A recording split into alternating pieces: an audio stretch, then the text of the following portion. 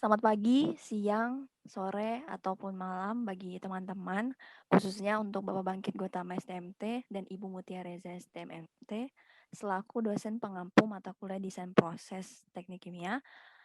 Kami dari kelompok A7 beranggotakan Kamelia Christine, Julia Ayu Prodita, dan Karen Eta Febianti akan menyampaikan hasil diskusi kami tentang sintesis metil asetat menggunakan metanol dan asam asetat melalui reaksi esterifikasi.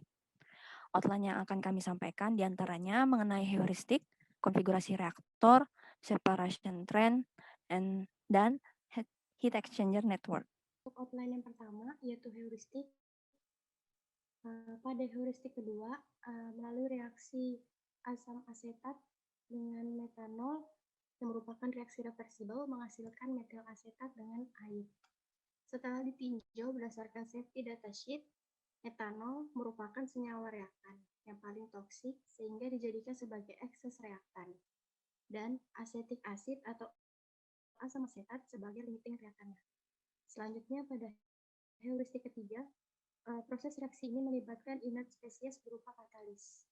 Untuk mendapatkan tingkat purity yang lebih tinggi, maka katalis ini dihilangkan sebelum operasi reaksi ketika terjadi pemisahan.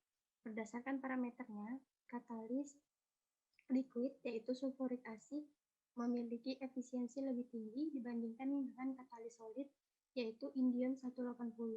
Tetapi katalis liquid ini memiliki sifat korosivitas yang dapat merusak kolom. Oleh karena itu, penggunaan katalis solid lebih disarankan agar tidak menambah kos dari produk metil asetat.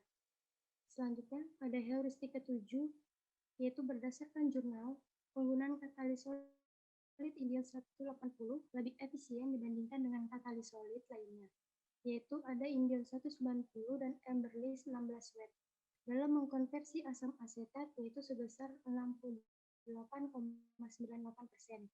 Karena katalis indium 180 memiliki volume pori dan kapasitas ion H+ yang lebih tinggi daripada katalis indium 190 serta Amberlist 16 watt. Next.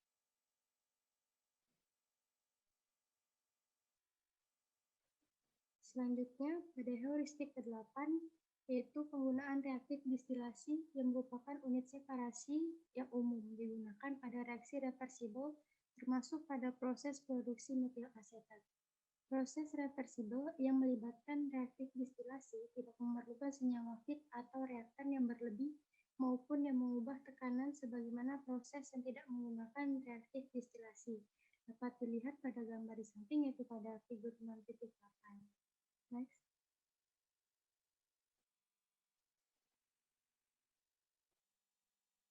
Selanjutnya pada heuristik ke-9, pada proses pemisahan melalui unit reaktif distilasi menghasilkan senyawa metil asetat berupa fase uap yang keluar melalui aliran distilat, serta water yang berupa fase cair yang keluar melalui aliran bottom. Yang terakhir pada heuristik 24, pada kurva di samping yaitu kurva Van Hoff yang berguna untuk menentukan panas dari suatu reaksi. Slope-nya negatif yang menunjukkan bahwa reaksinya ini berlangsung secara endotermis. Untuk panas reaksi endotermis, sebagaimana pada produksi metil asetat ini, digunakan external heater atau reboiler yang terletak pada bottom alat reactive distillation sebagai sumber panas tambahan. Next.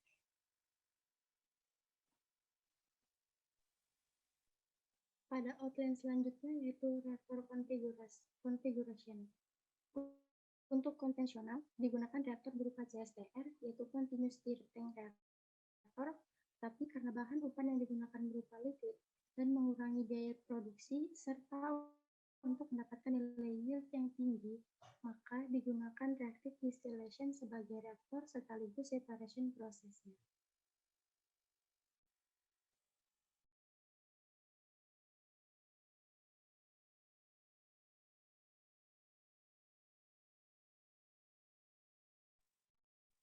Selanjutnya, outline separation trends.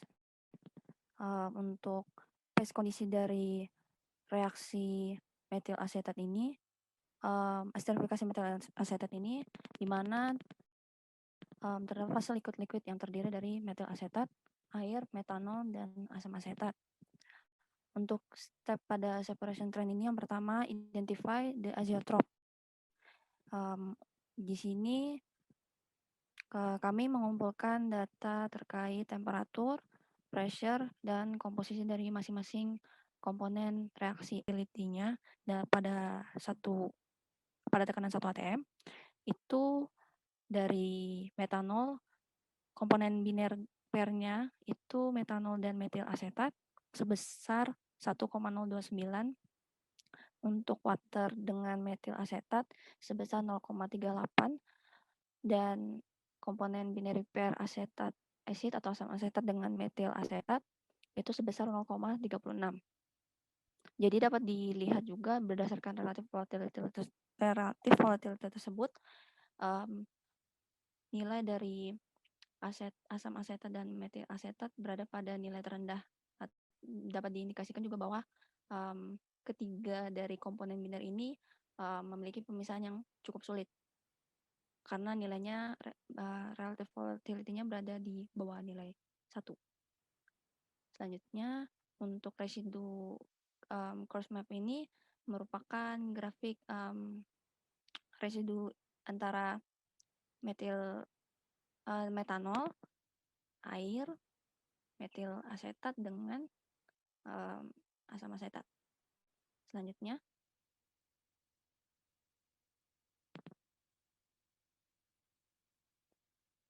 di sini juga kami menampilkan grafik kesetimbangan antara metanol dan metil asetat, kemudian water dengan metil asetat, dan asetat acid dengan metil asetat.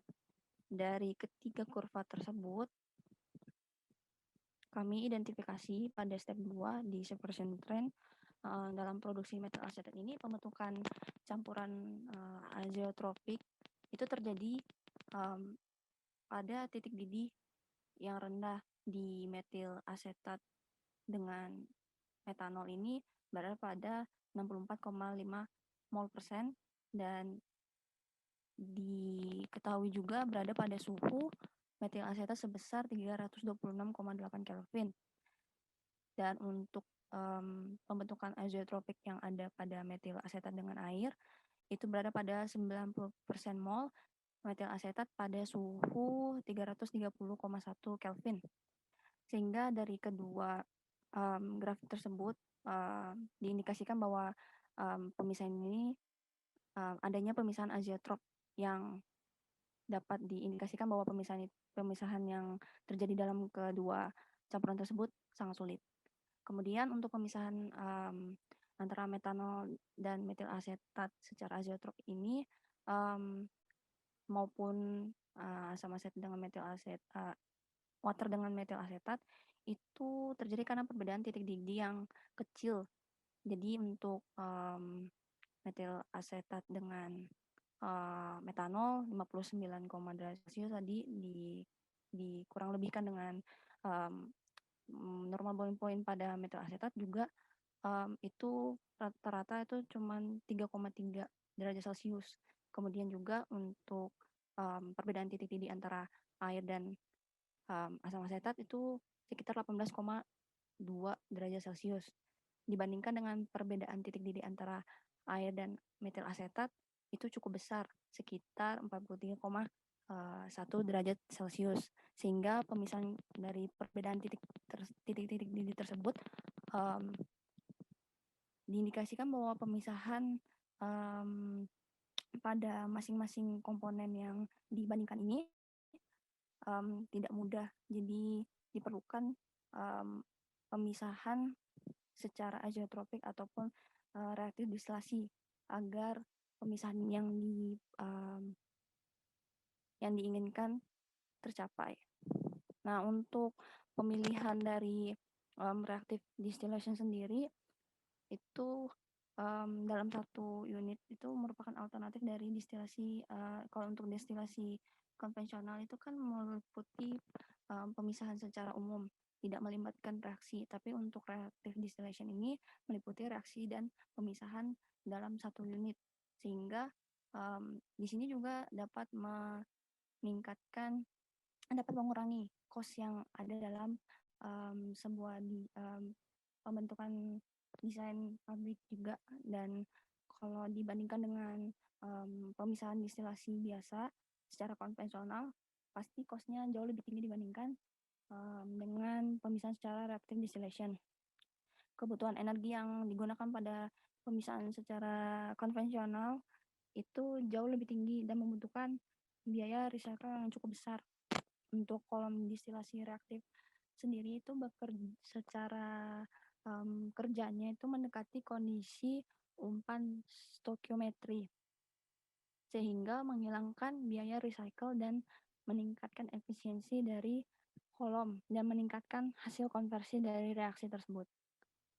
Jadi keuntungan dari penggunaan kolom kolom reactive distillation ini, yang pertama itu kolom distilasi reaktif tersebut itu terdiri dari bagian reaktif yang mengarah pada konversi reaktan menjadi produk.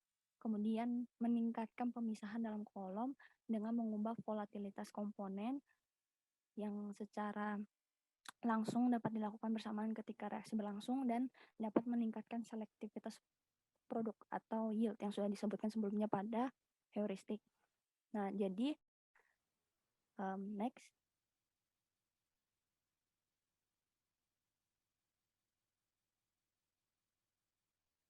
Untuk yang ketiga, select the trainer. Step ketiga itu berdasarkan literatur yang kami dapatkan untuk acuan dalam produksi metil asetat berdasarkan proses esterifikasi metanol dan asam asetat, dijelaskan bahwa untuk mengoptimalkan proses reaksi diperlukan adanya katalis yang digunakan dapat berupa fase liquid maupun solid. Nah, untuk dalam jurnal tersebut juga yang sudah diberikan oleh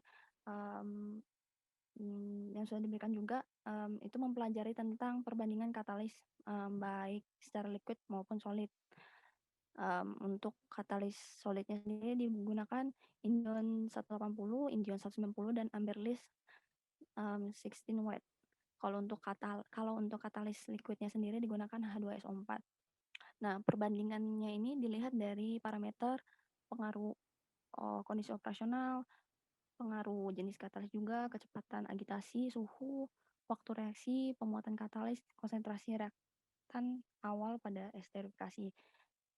Dan dapat disimpulkan bahwa dalam katalis liquid H2SO4 itu lebih konversinya jauh lebih baik dibandingkan katalis solid. Namun karena katalis liquid ini bersifat korosif dan perlu adanya pemisahan dalam campuran produk sehingga akan menambah biaya produksi dari metil asetat, maka katalis liquid ini dalam skala industri tidak disarankan. Jadi kesimpulan akhirnya, jadi kami menggunakan katalis solid indium 180 karena berdasarkan jurnal tersebut nilai konversi yang ada yang dipelajari semakin naik ketika mol rasio reaktannya juga ditingkatkan. Next. Untuk step 4 di sini identify visible bottom product composition. Jadi dimulai dari kondisi proses dari reactive distillation tersebut, kami berdasarkan jurnal kami mendapatkan bahwa suhu reaksi yang ditentukan dari unit reactive distillation ini pada proses produksi metil asetat secara esterifikasi dipertahankan pada suhu 310 sampai 325 Kelvin. Kemudian untuk visibility atau kelayakan kolom yang dikontrol secara kinetik berdasarkan jurnal juga digunakan metode menggunakan number dan color sebagai parameternya. Jadi berdasarkan gambar yang ada yang dalam bentuk grafik tersebut, di mana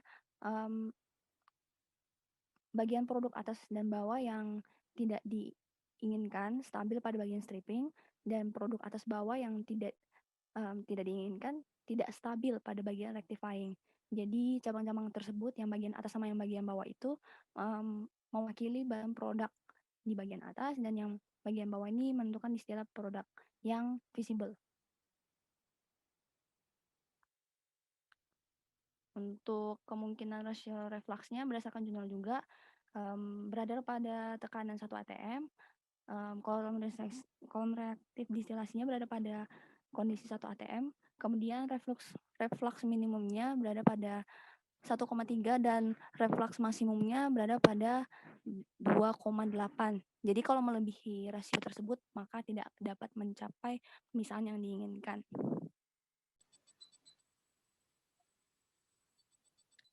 Nah, berikutnya adalah proses flow diagram yang telah kami susun melalui aplikasi Aspen Plus.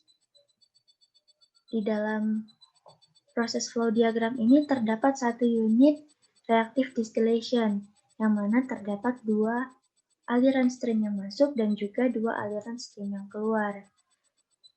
Di sini kami meninjau 4 heat exchanger yang terbagi menjadi 2 tipe aliran, yaitu cold stream dan juga hot stream. Selanjutnya adalah heat exchanger network target. Di sini kami menetapkan nilai delta T minimumnya sebesar 20 Kelvin, kemudian delta T minimum per 2 sebesar 10 Kelvin. Nah, langkah awal yang kami lakukan adalah menginput nilai inlet temperatur dan juga outlet temperatur dengan satuan Celcius. Kemudian kami mengkonversinya dengan satuan Kelvin. Datanya adalah sebagaimana yang tertera pada tabel. Nah, kami juga memperoleh nilai heat capacity atau CP dengan satuan kilojoule per kilomol Kelvin. Di sini kami menghitung shift inlet maupun shift outlet temperatur dengan satuan Kelvin. Nah, dengan menghitung dengan rumus, contohnya untuk hot stream yaitu inisial temperaturnya dikurang delta T minimum dibagi 2. Kalau cold stream itu dia inisial temperaturnya ditambah delta T minimum dibagi 2.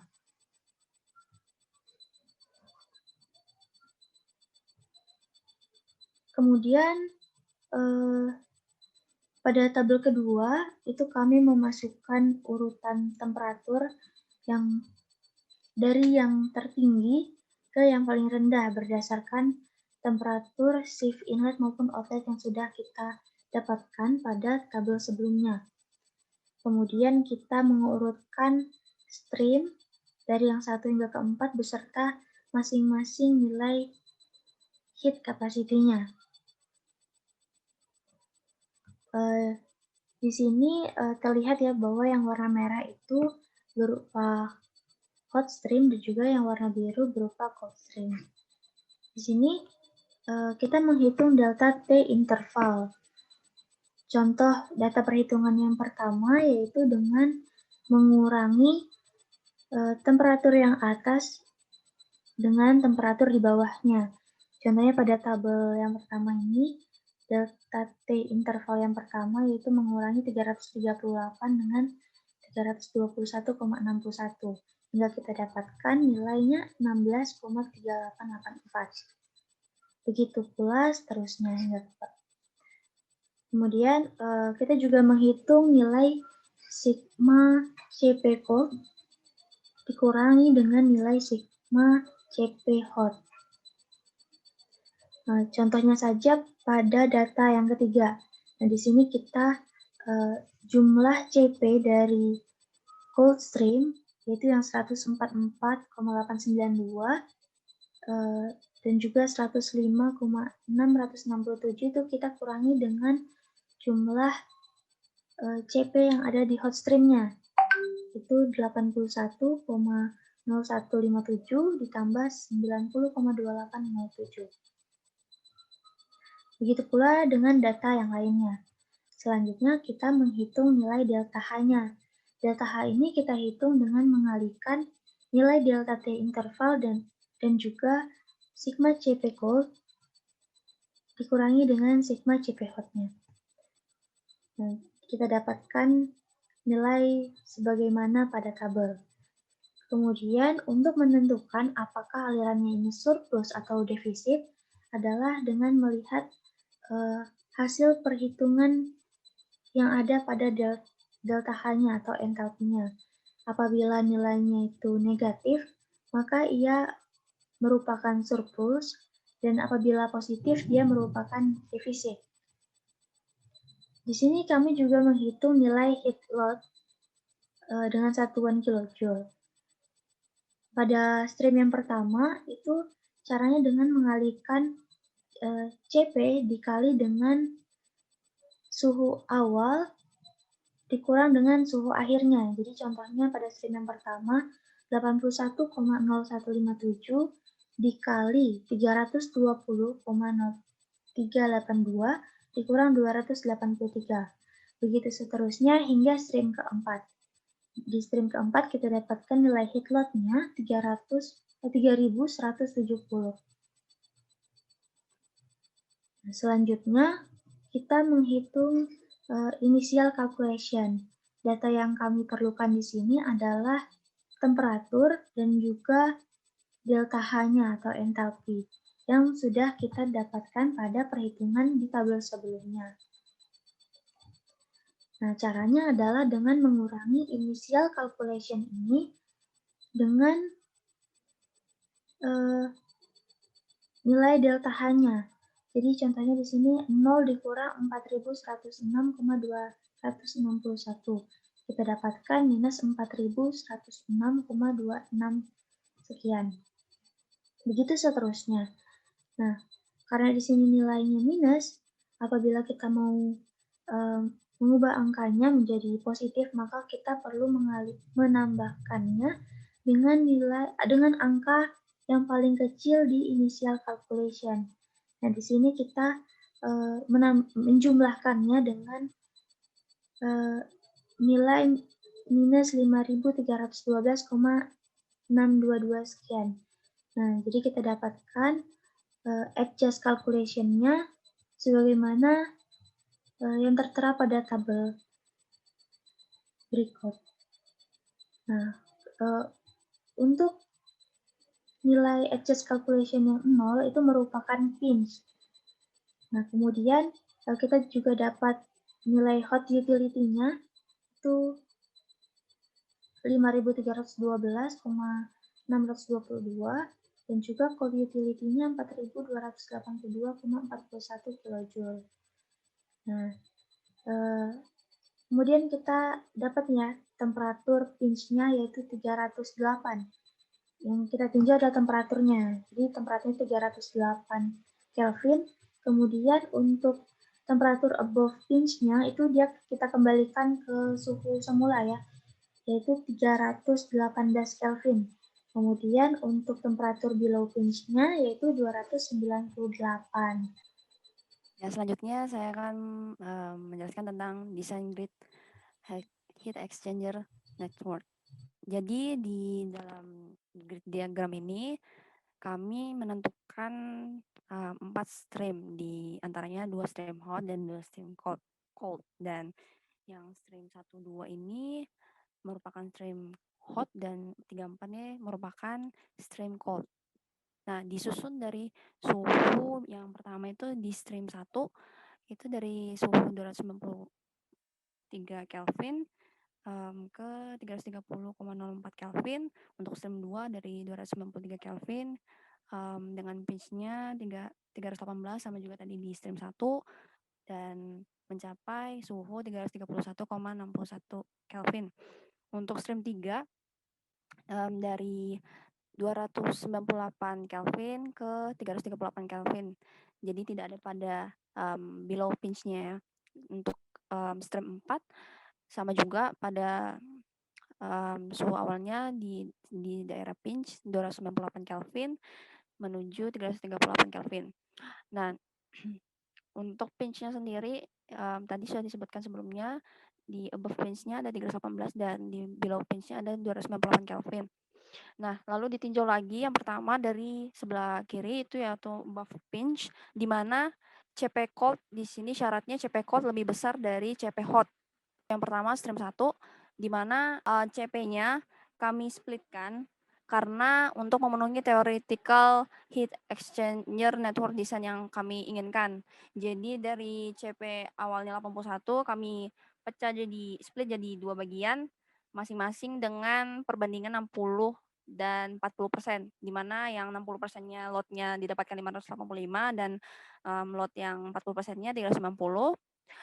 Kemudian pada stream 1 kami pasangkan dengan stream 3 untuk split yang pertama, yang split kedua untuk stream keempat. Di sini masing-masing dapat yang pertama pada split yang satu dan ketiga ini dapatnya 585 lot.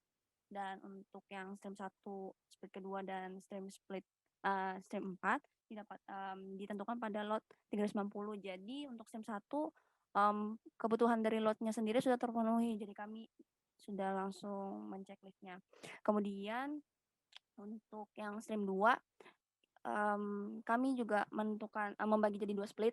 Yang pertama pada perbandingan masing-masing 60% dan 40%. Jadi untuk lot yang 60% 737 dan 40% 492. Kemudian untuk split yang pertama di stream 1 kami pasangkan dengan stream 3 pada lot yang tadi 337. Kemudian untuk split yang kedua di stream 2 kami pasangkan dengan stream 4 untuk lot 492. Jadi untuk kebutuhan lot di stream 2 sudah terpenuhi. Jadi kami langsung checklist. Kemudian pada stream 3 dan stream 4 menyisakan lot yang dengan perbedaan masing-masing. Ada di stream 3 ada 4.473 dan di stream 4 ada 3.345. Nah, jadi lot ini didapatkan dari pengurangan lot total pada masing-masing stream dikurang lot yang sudah dipasangkan pada stream sebelumnya tadi. Jadi ini sisanya. Kemudian dari sisa lot ini beri heat exchanger-nya berupa aliran hotnya di sini. Kemudian atau utility heat exchanger-nya di sini.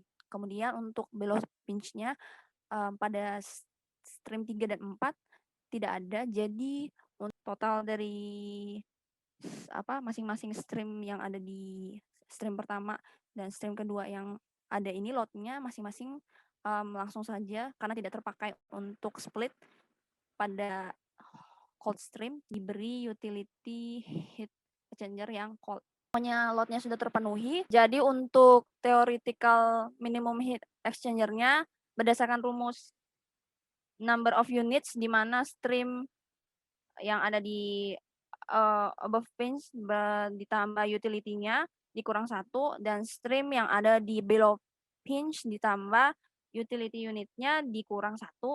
Jadi untuk tadi yang di above pinch stream-nya ada 4 ditambah 2 utility unit-nya dikurang 1 sama dengan 5.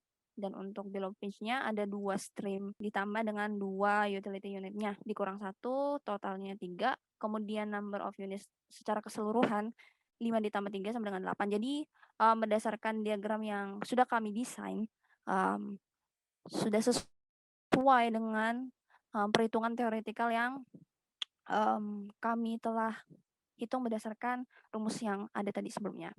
Dan ini merupakan referensi yang kami cari dan telah ditentukan sebelumnya. Sekian presentasi hasil diskusi kami. Mohon maaf jika terdapat kekurangan. Terima kasih.